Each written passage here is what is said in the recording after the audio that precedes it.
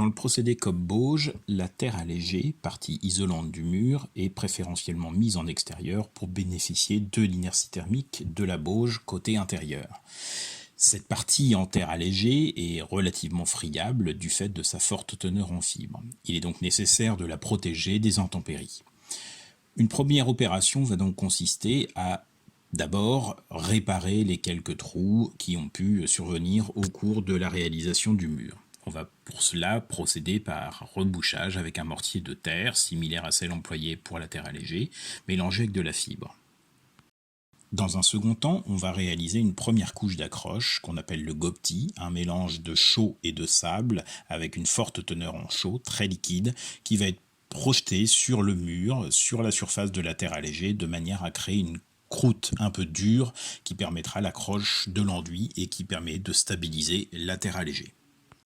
On réalise ensuite le corps d'enduit, réalisé avec un mortier de sable et chaux, avec un peu de fibre de manière à alléger ce corps d'enduit.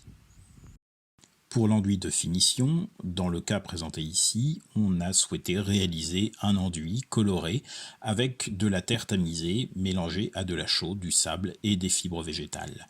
On réalise préalablement à cet enduit de finition des essais pour vérifier la bonne tenue de l'enduit, éviter qu'il ne fissure de trop.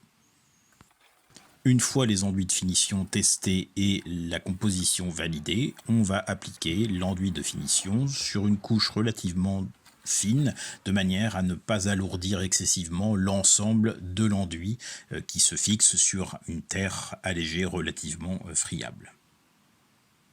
Dans cette réalisation, l'ensemble de l'enduit de finition a été gratté par la suite de manière à soutenir un petit peu plus la couleur de l'enduit imitant celle de la terre présente localement. Il est tout à fait possible de réaliser d'autres types de finitions sur ces matériaux terre allégée.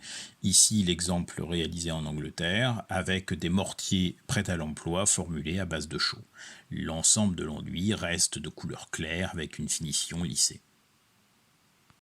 En intérieur, de manière à bénéficier au maximum des capacités de régulation hygrothermique de la bauge, on va privilégier plutôt des enduits à base de terre crue. Ces enduits peuvent être des enduits préformulés, prêts à l'emploi, ou des enduits formulés à partir d'une terre locale. On peut également envisager de laisser la bauge apparente. Dans ce cas-là, un travail de grattage de la surface peut s'avérer nécessaire et ponctuellement de rebouchage de manière à uniformiser un peu l'ensemble de la texture du mur. Ici, ce travail d'uniformisation a été réalisé avec un mortier de terre qui est ensuite gratté pour imiter la texture du reste du mur.